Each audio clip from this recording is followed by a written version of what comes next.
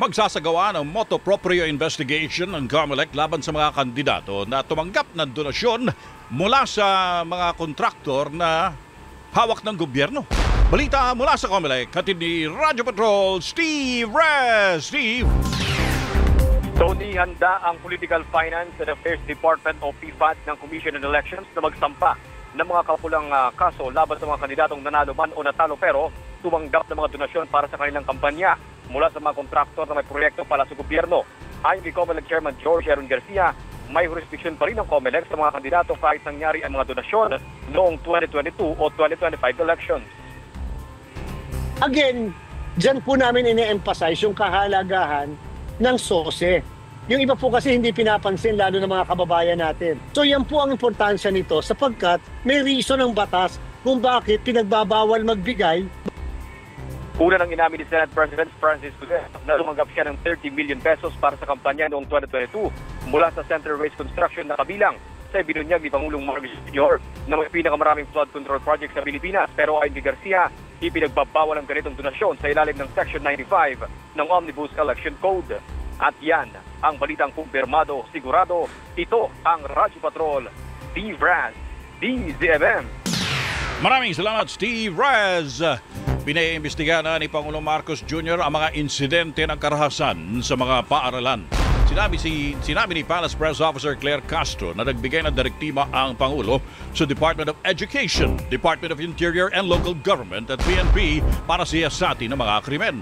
Tutulong din niya ang DSWD para malaman at mabantayan kung naipatutupad ang Child Protection Policy sa mga paaralan. Gayon din sa usapin ng mental health ng kabataan.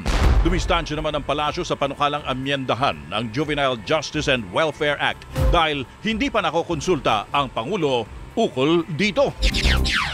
Iniutos na ni Pangulong Marcos Jr. na pag-aralan ang hirit na dagdag pasahe sa mga pampublikong jeep. Ang balita mula sa Malacanang at ni Radyo Patrol, Christian Yosores. Christian! Tony, ayon sa Malacanang, nais ni Pangulong Marcos Jr. na timpangin ang magiging epekto ng dagdag pamasahe sa mga commuter, gayon din sa pangangailangan ng mga driver at operator na umaaray sa mataas na presyo ng produktong petrolyo.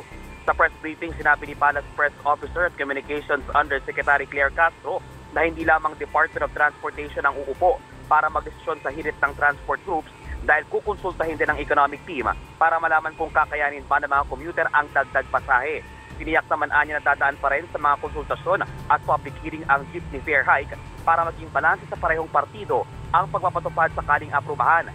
Ipinauubay naman ng palasyo sa DOTR ang pagdedesisyon kung ano mga hakbang at tulong pa ang maaaring ibigay sa mga super at operator habang hinihintay ang desisyon sa dagdag pasahe at hindi pa naipatutupad ang fuel subsidy. Samantala, Tony, abiso sa mga motorista, nararanasan ang malakas na pagbuhos ng ulan sa bahagi ng Quezon Avenue sa Quezon City ngayong hapon. Yan ang balitang kumpirmado. Sigurado, ito ang Radyo Patrol. Christian Yosores, DZMM. Maraming salamat, Christian. Dismayado naman ang ilang mga senador sa mga polisiyang ipinatutupad laban sa online gambling.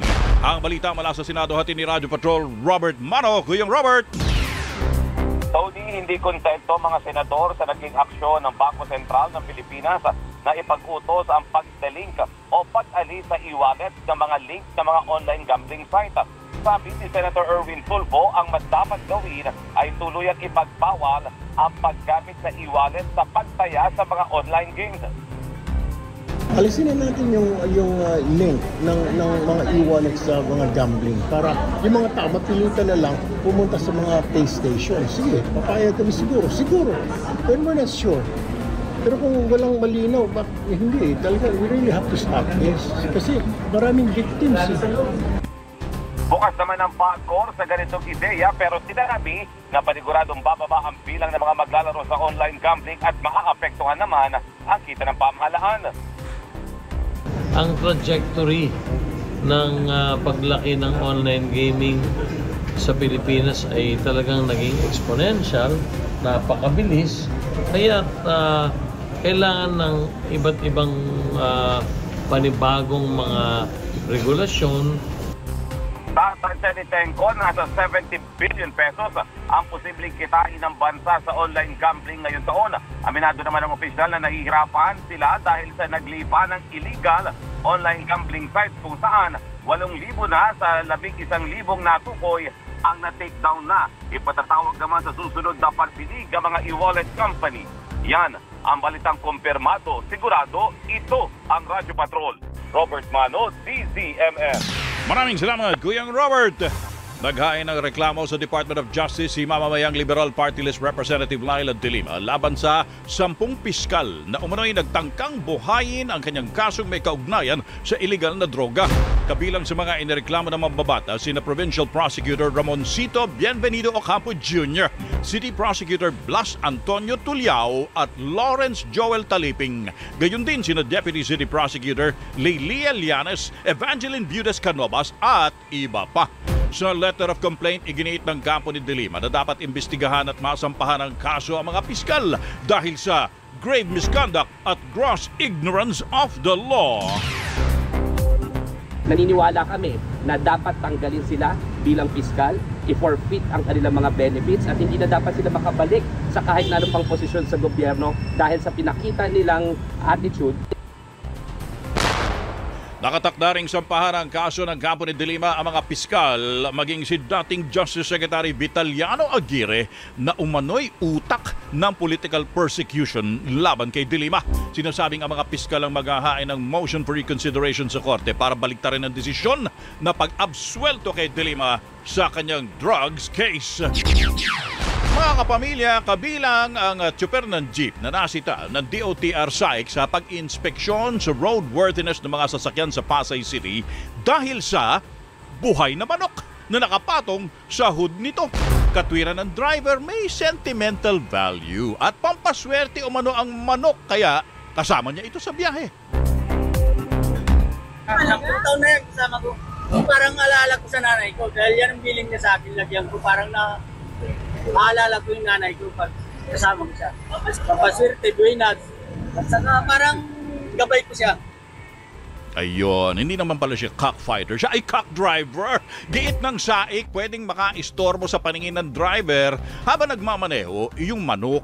Tinikitan din ang tsuper dahil pudpud na yung reserbang gulong at pundido pa yung brake lights. Pinagmulta rin ng 5,000 piso ang tsuper ng 4 na jeep at isang taxi dahil sa mga nakitang depektibong bahagi ng sasakyan at pagpapasabit ng mga pasahero. Nasa 150 pamilya ang apektado ng sunog na sumiklab sa barangay San Dionisio, Parañaque. Tumagal ng mahigit 3 oras ang pag-apula sa sunog na sinasabing nagsimula sa sinindihang damit nang nag-away ang mag-asawa.